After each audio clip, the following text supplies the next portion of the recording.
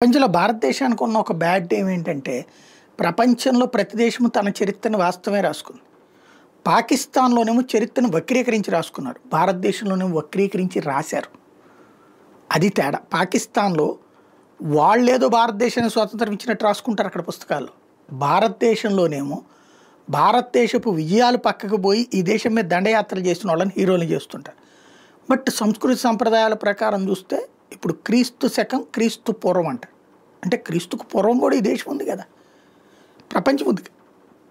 అలాగే అల్లా కంటే ముందు కూడా ఉన్నది కదా, ప్రపంచం ఉన్నది, దేశాలు ఉన్నాయి కదా. వేల సంవత్సరాల చరిత్ర కలిగినటువంటి సంస్కృతి సంప్రదాయాలు ఉన్నాయి ప్రపంచం అంతటా కూడా. వాటిని పక్కన పెట్టేసి ఒక మూర్ఖంగా మౌఢ్యం వైపుకి తీసుకెళ్తుంటారు. తాజాగా ఒక స్వస్తిక బయటపడింది. నేషనల్ మ్యూజియం ఢిల్లీలో పెట్టినటువంటి స్వస్తిక వచ్చేటప్పటికి హరప్పా ఇండస్ వ్యాలీ సివిలైజేషన్కి ముందు 2500 BC అంటే 4500 సంవత్సరాల క్రితంలోనే స్వస్తిక్ నడిచింది. మధ్యలో ఆడెవడో జర్మన్ వచ్చి హిట్లర్ పెట్టాడు, అందుకనే జర్మనీకి వెళ్ళి స్వస్తిక్ చూపించండి ఇలాంటి మాటలు మాట్లాడుతుంటారు. వాస్తవాలు ఇవి.